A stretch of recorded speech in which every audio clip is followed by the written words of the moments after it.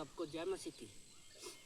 फल हम लूका की किताब अध्याय 6 वचन 44 में पढ़ते हैं। एक बुरा पेड़ जो है अच्छा फल नहीं ला सकता, और एक अच्छा पेड़ कभी भी बुरा फल नहीं ला सकता। तो हम एक पेड़ जो है अपने फलों से ही पहचाना जाता है।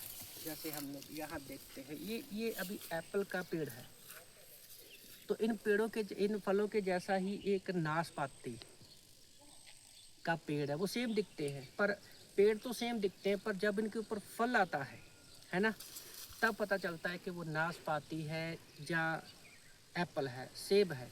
तो उसी तरह से हमारे जीवन में हम देखते हैं कि हमारे जीवन से भी एक विश्वासी को हम उसके फलों के द्वारा ही पहचान सकते हैं कि हमारे जीवन में जो पवित्र आत्मा के फल हैं प्रेम, शांति, दया, धैर्य, आनंद, है ना। तो उसी के द्वारा पता चल जाता है कि हम कहाँ पर हैं। तो उसी से पता चलता है कि एक पेड़ जो है फल के द्वारा पहचाना जाता है। हम संसार में रहते हैं तो संसार की चीज़ें हमारे अंदर होंगी। हम विश्वास में रहते हैं, बाइबल में, वचन में, प्रार्थना में रहते हैं, तो वही सारी चीज़ें जो है हमारे अंदर वैसी ही चीज़ें होंगी।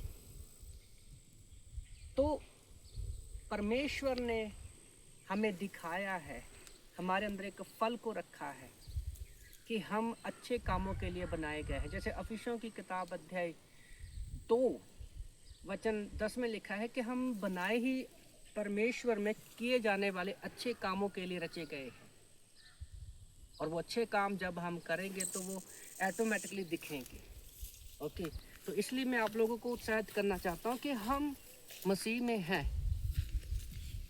और मसीह में ही हमें जैसे इस फल को हम देख रहे हैं, ये पता चलेगा बाद में कि मीठा है या कड़वा है। ये मीठा और कड़वा हो सकता है, पर याद रखो जो पवित्र आत्मा के द्वारा परमेश्वर ने हमारे अंदर फल डाला है वो कभी कड़वा नहीं हो सकता।